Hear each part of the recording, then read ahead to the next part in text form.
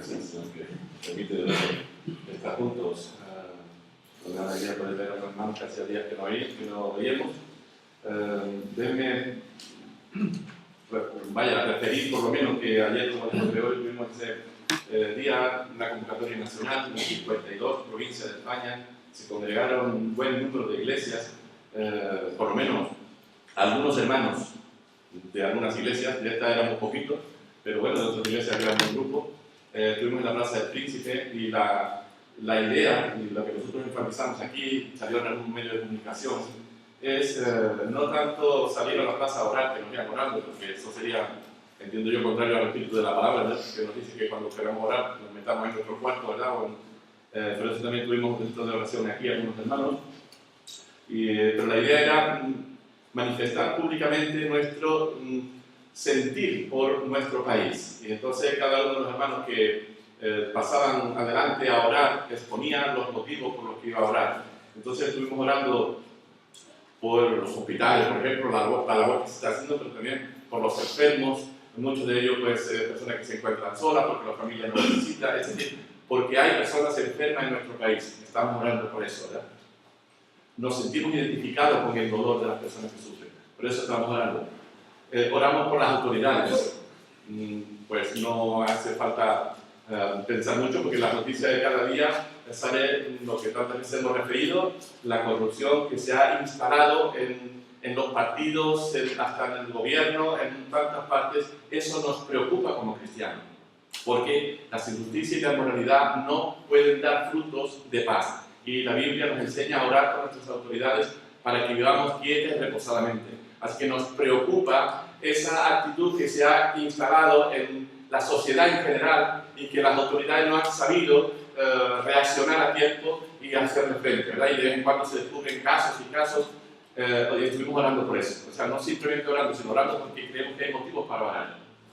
Estuvimos orando por la libertad, y el hermano que tenía esta responsabilidad, pues expuso también, ¿no? La libertad, pues es algo que no la dan los gobiernos, evidentemente. La libertad verdadera la da el Señor. Si elijo libertades, seréis verdaderamente libres. Y este hermano que estuvo hablando de esto acaba de llegar de Cuba, que algunos hermanos aquí conocen también. Allí hay menos libertad política, menos libertad social que aquí, pero este hermano que estuvo nos decía que él pudo comprobar cómo, aún en un país donde aparentemente no hay libertad, los hermanos, la iglesia, el pueblo de Dios sirve al Señor, porque la libertad nos la da el Señor. Pero bueno, son motivos de preocupación. También, pues, las autoridades pueden condicionar nuestra forma de expresar. Ahora en España tenemos también ese tipo de libertad, ¿no? Así que estuvimos orando por eso.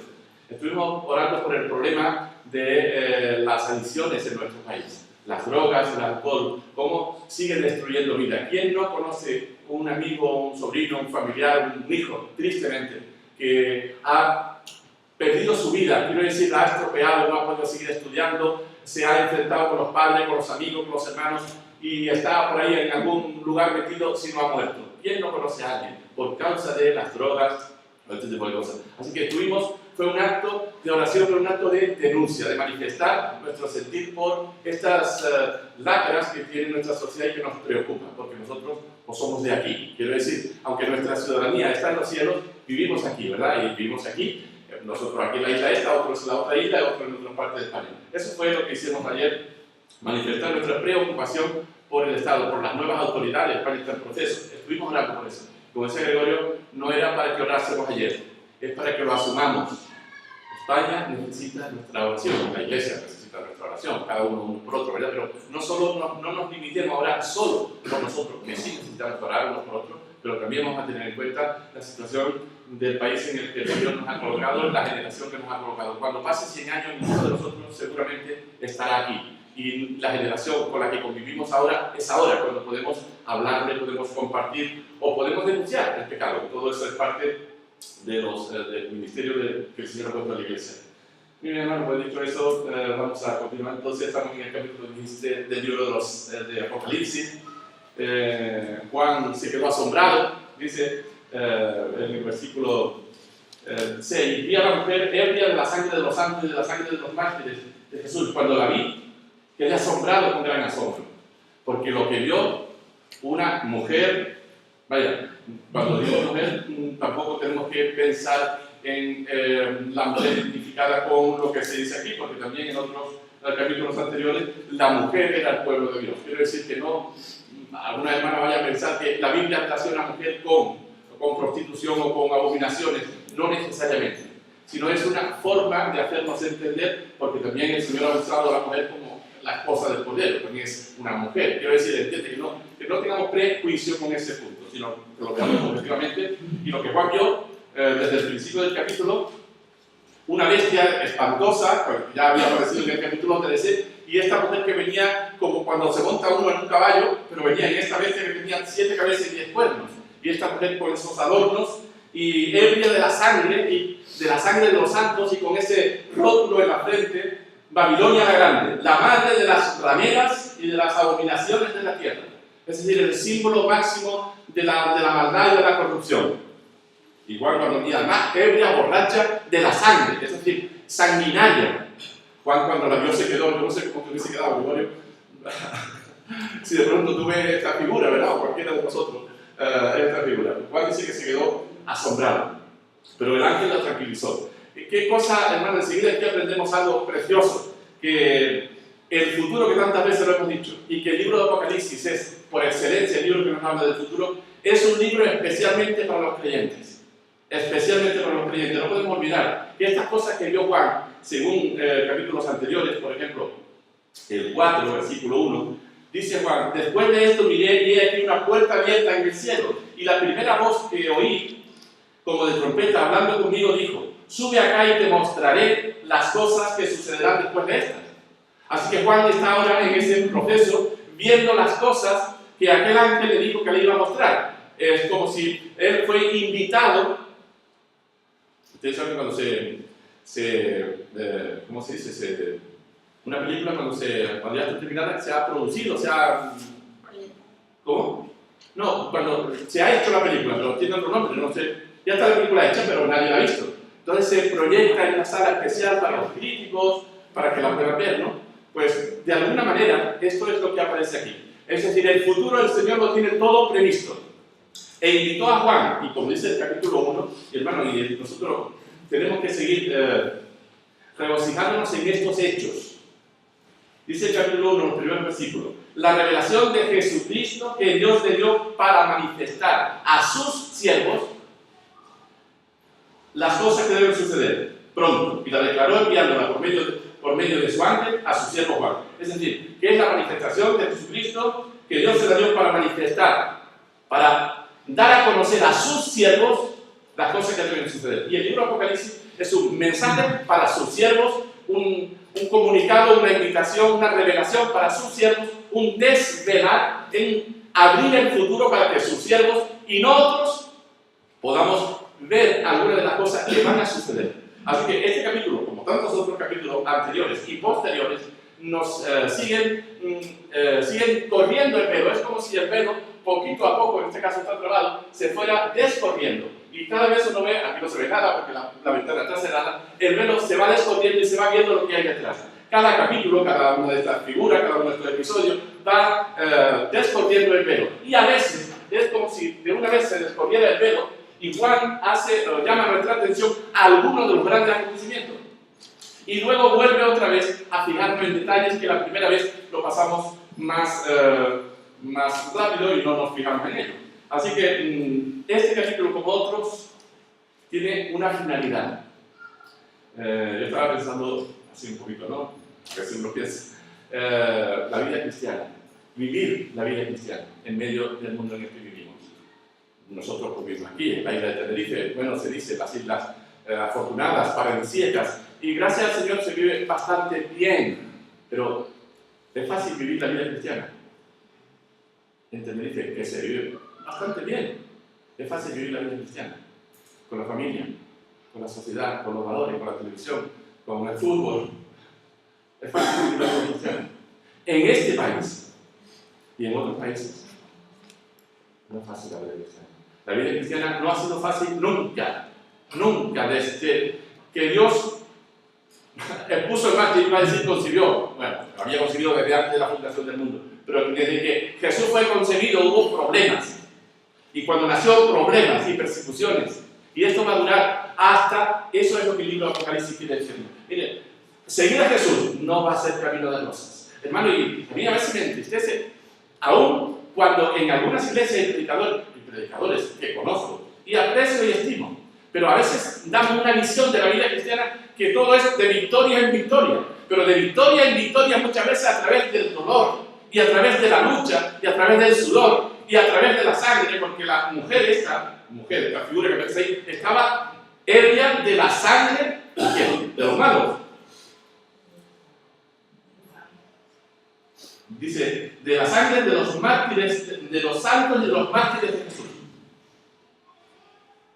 Entonces la vida cristiana, para estos, de cuya sangre la mujer se había embriagado, como había sido la vida cristiana para ellos, difícil. El libro de Apocalipsis está viendo a Juan, vaya, el Señor estaba mostrando a Juan, mire, el futuro de la iglesia es un futuro difícil, de persecuciones, de muerte, de oposición, de tentaciones permanentes, de 1000 maneras. Aquí dice 7 cabezas y 10 cuernos. Bueno, pues a veces yo creo que hay más de 7, vaya, por lo menos 7.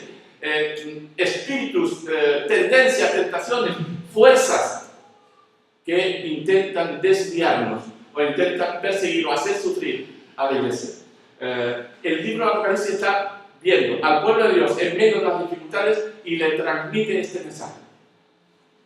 ¿Y cuál es el mensaje de este capítulo? Porque claro, el libro de Apocalipsis en general dice eso, pero en este capítulo se insiste un poco en la misma idea. Dice en los primeros versículos. Entonces vino uno de los 7 ángeles que antes acababan de tocar las 7 trompetas y habló conmigo diciéndome: ven acá y te mostraré la sentencia contra la gran ramera, la que está sentada sobre muchas aguas. Es decir, lo que tenemos aquí es que el ángel le dice a Juan: vamos a ver otro de los detalles del futuro. Esto va a acontecer y la iglesia tiene que saberlo. La gran ramera. Es decir, por lo menos en principio uno tiene que entender eso o esa entidad que luego se identifica, como en el versículo 18, pero que promueve todo lo contrario a lo que el Señor quiere, lo contrario, es decir, que lucha en contra de la iglesia, del pueblo de Dios, de los valores de nuestra predicación, de nuestra forma de vivir, en contra de todo eso. Pero dice, ese monstruo, esa entidad, o esa ciudad, o eso lo que sea, hay una sentencia contra ella. Y mis siervos lo tienen que saber. Nosotros lo sabemos. Otros no lo entenderán. No lo pueden entender, no lo saben. No lo oyen, no lo leen, no lo creen, no lo entienden. Nosotros lo podemos leer, lo podemos entender. Hasta donde lo podemos entender. Y podemos creerlo. Hermano, es digno de confianza, porque además es la única revelación que tenemos del futuro. La palabra de Dios y especialmente el libro de Apocalipsis. Tenemos que creerlo. Hay una sentencia contra esas fuerzas que se oponen. Hay una sentencia. Con la cual esta ramera han fornicado los reyes de la tierra y los moradores de la tierra, no solo los reyes. Y los moradores se han embriagado con el vino de su fornicación. Es decir, el mundo entero ha sido contaminado por esta gran ramera, por lo que esta gran ramera ofrece. Claro, todo el mundo está preguntando: ¿quién es esta gran ramera? Bueno, pues hermano, aquí dice lo que dice. Yo no me puedo inventar nada, no quiero inventar nada, sino simplemente sujetarnos en todo lo posible al texto y que el texto mismo nos vaya aclarando. Es verdad que hay referencias que podemos sacar del libro de Daniel, de Ezequiel, de otros textos, pero sinceramente no tengo yo, vamos a decir, disposición para meternos en demasiado. Así que yo quisiera, cuando alguien quiera hacer un estudio más detallado, profundo, se puede hacer en grupos pequeños, en la escuela dominical incluso, pero aquí no me parecía muy apropiado meternos en más. Pero lo que vamos a decir, entiendo delante del Señor que es lo esencial que aparece en este capítulo y que nos va a servir para lo que el Señor quiere que sirva su palabra, que no vuelva así a Él, que haga el efecto en los corazones de los oyentes para aquello a lo que Él la envió. Entonces dice que han fornicado pues los reyes y los que no eran reyes. Y me llevó en el espíritu al desierto. Yo les digo esto no porque a veces uno piensa que son las autoridades las que se corrompen, pero aquí se dice que han fornicado los reyes, dice, y los moradores de la tierra. Se han embriagado, es decir, todo el mundo. Y eso es una enseñanza que solamente tenemos del pueblo de Dios. La gente por ahí enseguida se enfurece contra alguien, contra los reyes, en este caso, ¿vale? Ahora en estos días, y confiamos en el Señor y estamos orando para que no suceda, en fin, no haya disturbios, ¿no? Pero es fácil desviar o centrar nuestra atención en aquellos son los malos, o este partido es el malo, o en otra idea es la mala. Cuando la Biblia nos enseña que de lo malo está contaminado, desde el rey hasta, bueno, quiero decir hasta Gregorio, todo el mundo está contaminado por la maldad. Todos los seres humanos, porque estamos ahí. Y pues eso es lo que dice aquí, ¿no? Y me llevó en el espíritu, le fue mostrando a Juan al desierto, para verlo como más objetivamente. Y vi, ahora ya concretamente, dice, vi una mujer sentada sobre una bestia escarlata, roja escarlata, llena de nombres de blasfemia, que tenía 7 cabezas y 10 cuernos.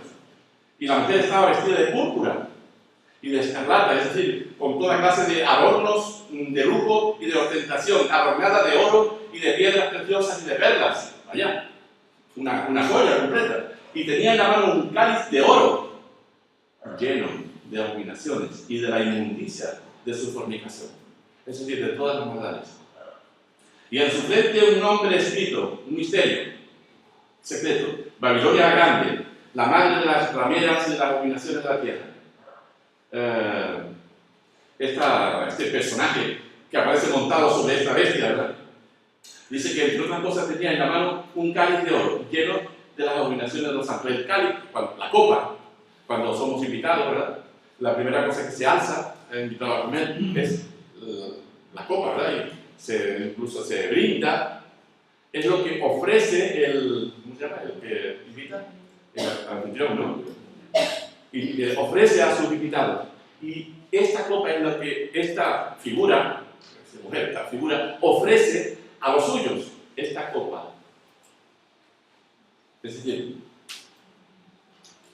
todo lo contrario a lo que Dios promueve, a lo que Dios quiere.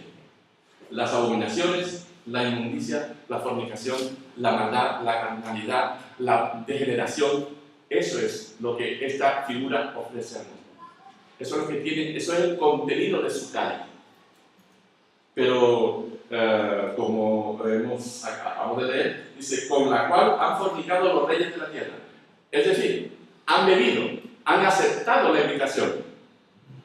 Y los moradores de la tierra se han embriagado con el vino de su fornicación.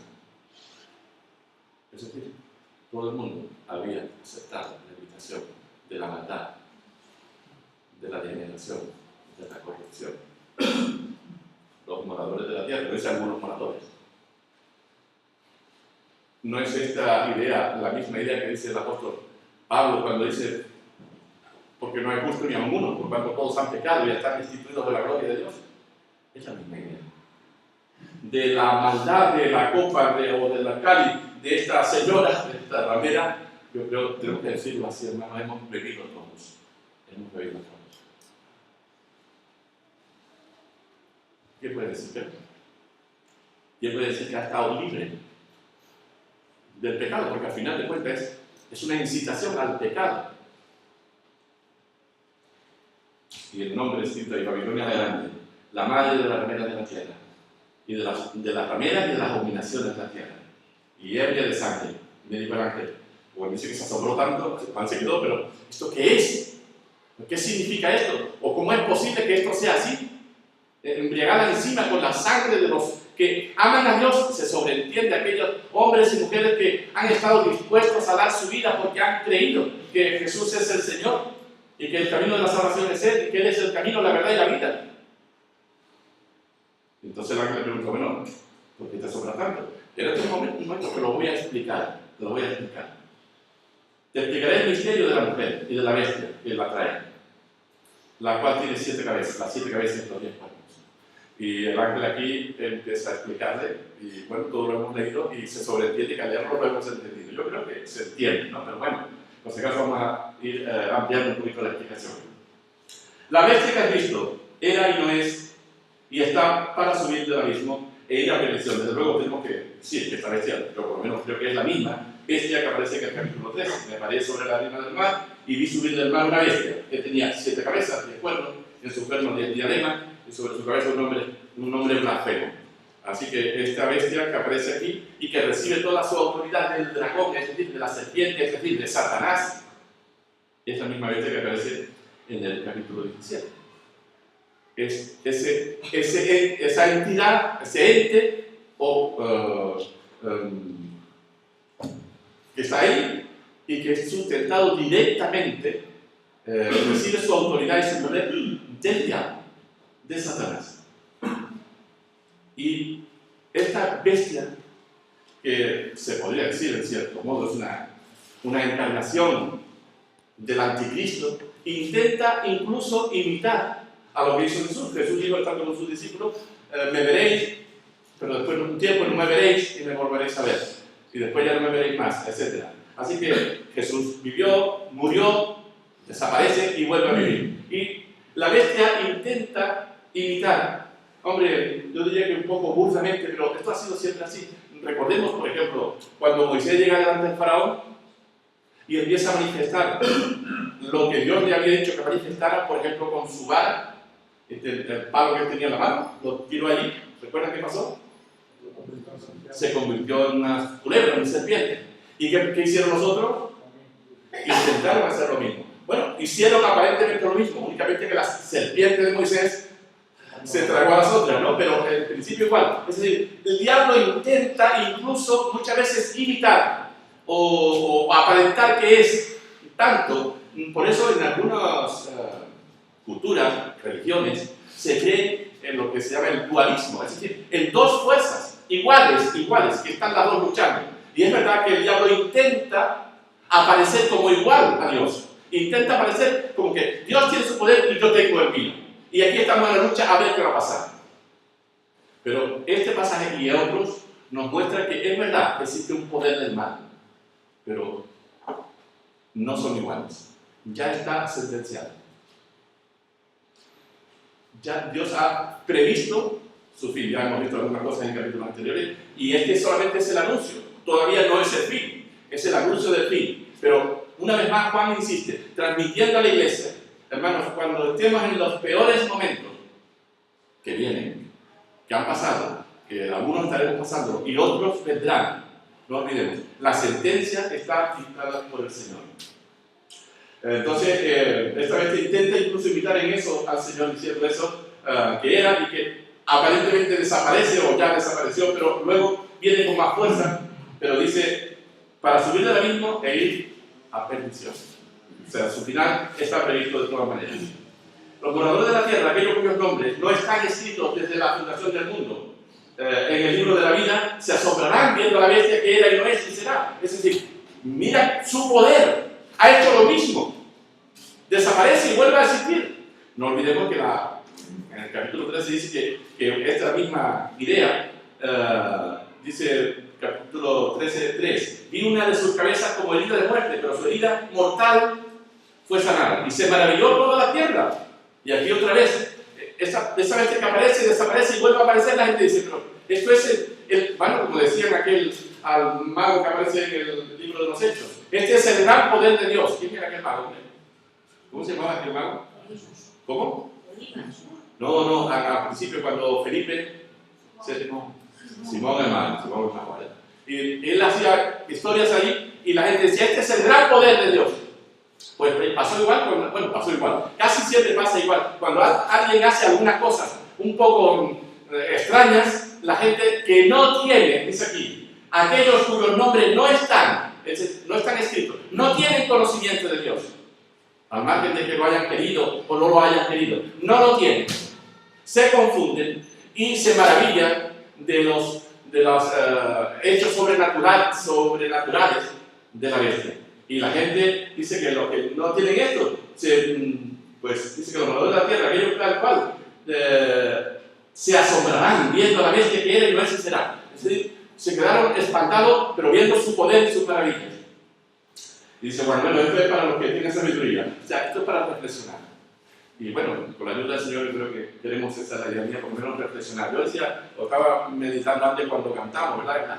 Cánticos es para alabanza al Señor y vienen en nosotros, tocan la fibra sensible de nuestros sentimientos, ¿no? Y yo no creo que sea malo, ¿verdad? Es bueno que alabemos al Señor con sentimientos, pero de vez en cuando también es bueno alabar a Dios con la reflexión, con la cabeza, con las ideas, con el entendimiento, como dice el apóstol Pablo, ¿no? Alabarle con el entendimiento. Y aquí hay una llamada, esto es para la mente, para el cerebro, para la cabeza que tiene sabiduría. Es decir, aquí hay para reflexionar. Las 7 cabezas son 7 cabezas, pero resulta que son 7 montes, sobre los cuales se sienta la mujer. Claro, Juan, pues vivió al final, bueno, vivió en el primer siglo, y estaba escribiendo casi al final de este primer siglo. Roma estaba ejerciendo su poder, el imperio.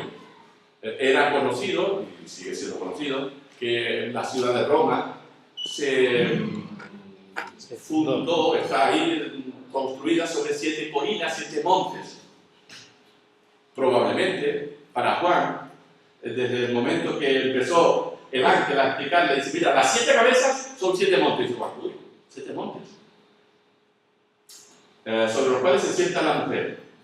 Esta mujer que, bueno, que representa en este momento una especie de manifestación muy concreta del mal. Está la bestia, que es realmente la encarnación del mal, pero que cede su poder. Aparece también en el capítulo 13 una segunda bestia que habla y que llama a la gente a adorar a la primera bestia.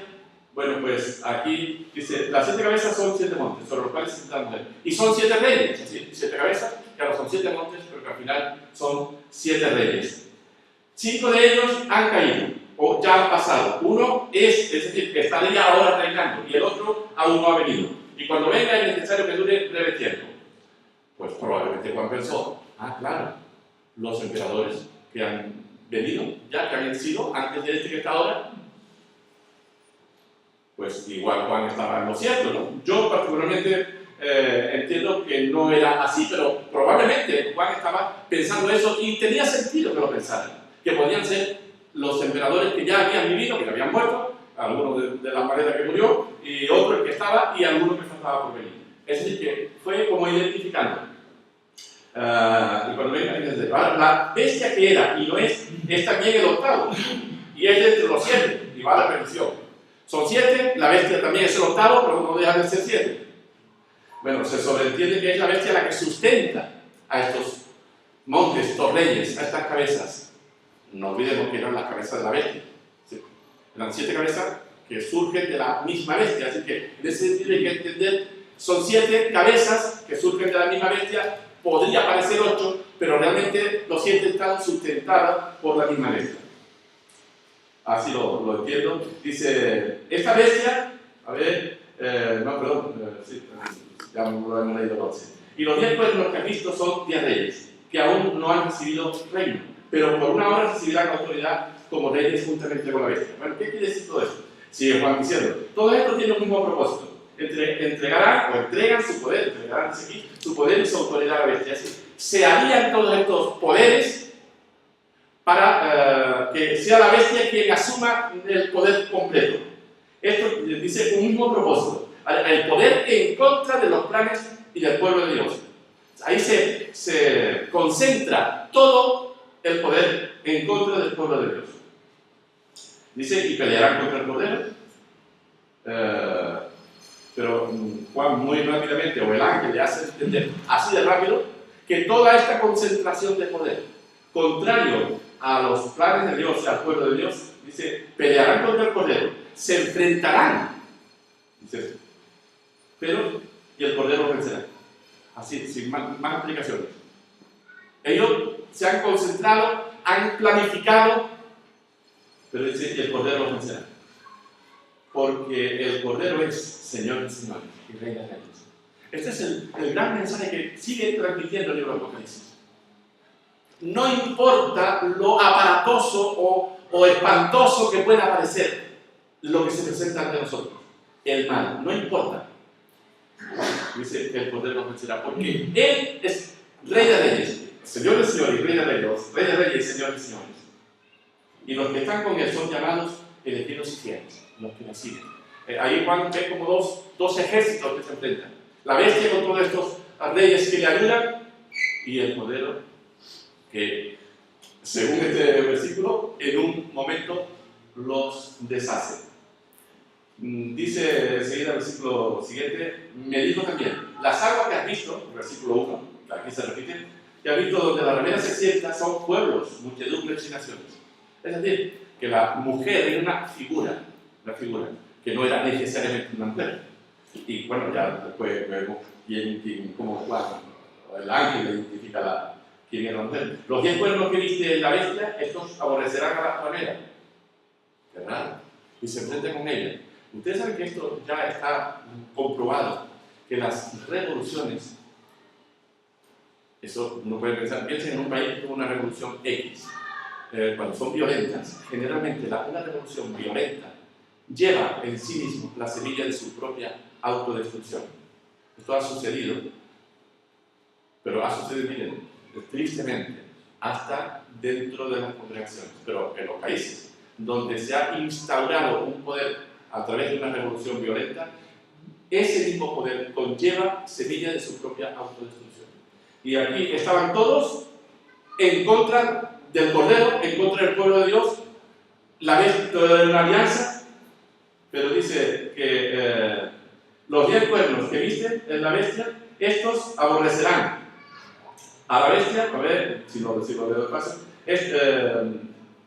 los 10 cuernos que viste en la bestia, estos aborrecerán a la ramera, que estaban todos ahí juntos para pelear, y la dejarán desolada y desnuda y devorarán su carne y la quemarán con fuego. Es decir, se autodestruirá en la misma fuerza que conlleva que elevar a esta mujer, a esta ramera, a esta figura al máximo del esplendor, con todas las abominaciones y todo el oro y toda la ostentación que tenían, dice, ellos mismos que la habían aupado serán los causantes de su propia ruina. Porque Dios ha puesto en sus corazones, en los corazones de los reyes y de todos estos que ayudaban, que se habían dejado influenciar por la bestia, Dios ha puesto en sus corazones el ejecutar lo que Él quiso. ¿Cómo es Dios? ¿Cómo Él quiso? Lo que Él quiso. Dios puede utilizar, de hecho, si no fuera así no sería soberano, y esto es una de las evidencias, ¿verdad?, bíblicas, especialmente aquí en Apocalipsis, acerca de la soberanía de Dios. Que no, desde mi punto de vista, no merma la responsabilidad ni siquiera de los reyes. No merma la responsabilidad del hombre. Pero quien controla, no son dos fuerzas que se oponen y no sabemos qué va a pasar. Sí, son dos fuerzas que se oponen, pero sabemos lo que va a pasar. Esa es la enseñanza bíblica. Eso es lo que aporta la Biblia, que ninguna otra filosofía ni religión no puede destruir. Pero la Biblia nos enseña que al final es Dios el que hace su voluntad. Dios ha puesto en los corazones de esto el ejecutar lo que Dios hizo. Ponerse de acuerdo y dar su reino a la bestia hasta que se cumpla la palabra. Es decir, Dios pone que lo aupe para que después lo abandone. Y entonces dice, bueno, y la mujer que has visto es la gran ciudad que reina sobre los reyes de la tierra. Así que no era una mujer, era una ciudad. Y Juan diría, pues esta ciudad será Roma, 7 colinas, un montón de emperadores, muchos santos sacrificados. Roma fue sanguinaria, así que seguramente era Roma. Claro, como nosotros estamos viviendo en el siglo que estamos viviendo, 21, y Roma existe todavía, y Babilonia no, Babilonia era un símbolo, yo entiendo que Roma también era un símbolo. Probablemente en ese momento la ciudad, la madre de la ramera de la tierra era Roma. Y muchos, hasta muy recientemente, han mantenido que es Roma, incluida la sede religiosa que se asienta allí. Yo, hermano, no puedo entender que sea así, no lo puedo entender. No creo que sea una ciudad determinada y siempre la misma ciudad. Es decir, que hace 20 siglos era Roma y sigue siendo Roma. No, porque Satanás no tiene por qué aliarse con un entorno geográfico. Satanás por eso tiene 7 cabezas y 10 cuernos. Puede aparecer su poder y puede dar su autoridad a la bestia, perdón, a la mujer, a la ramera, a una ciudad en cualquier lugar. En cualquier lugar. Es decir, para mí no deja de ser la fuerza que sustenta la vanidad de la sociedad humana. Uno va a una ciudad, bueno, Laura, que ustedes saben, que me ha contado mucho aquí en la congregación, ha estado 9 meses allá en Italia, ¿verdad? Y para ella ha sido una experiencia como cualquiera de nosotros cuando no hemos salido mucho de nuestra tierra, siempre vemos la misma gente, la misma cultura, las mismas ciudades, y salimos fuera y vemos, nos llama la atención, pues no todas las ciudades son iguales, ¿no? Bueno, parecidas, pero no iguales, cambian muchas cosas. Y una de las cosas que hace que la fisonomía de una ciudad sea diferente es lo que se llama la cultura, es decir, aquello que la población cultiva. Por ejemplo, la agricultura en Canarias, ¿qué es lo que la gente cultiva en Canarias? ¿Qué es lo que se cultiva en Canarias? El plátano, mayoritariamente, y tomate también. La cultura agrícola, la agricultura es el plátano. Pero, ¿qué es lo que se cultiva ahí? Por ejemplo, en Italia, en la zona que tú tuviste de Italia, porque no en toda Italia se cultiva lo mismo. ¿Qué es lo que viste por ahí que se cultivaba más? Que podía ser. Había de todo.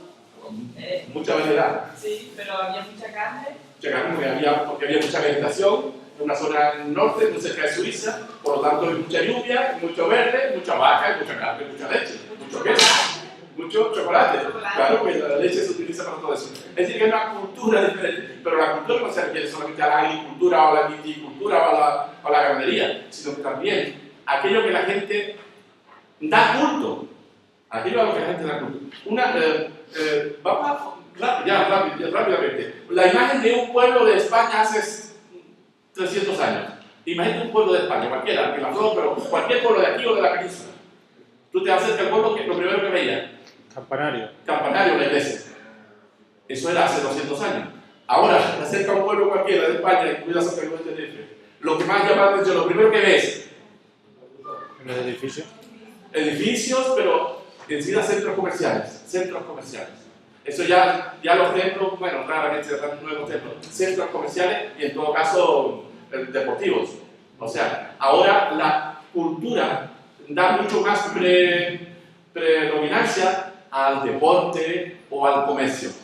En otros tiempos era a la religión, vamos a decir así, ¿no? Pero ahora la cultura, lo que la gente cultiva es más eso.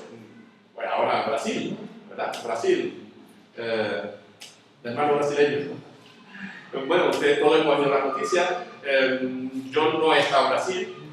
No sé qué es lo que se ha hecho, pero hay mucha gente de Brasil en contra de lo que el gobierno ha hecho porque ha gastado mucho, ha invertido mucho en cultura deportiva. Es decir, quieren que el país, eso lo pasa en la mayoría de los países, aparezca ante el mundo como el país que más ama el deporte, por decir algo. Pero la población no está conforme con eso. Hay mucha gente que sufre porque se le ha dado el culto al deporte. Así que, ¿quién es esta mujer? Que es una ciudad. Probablemente lo tenemos en Roma.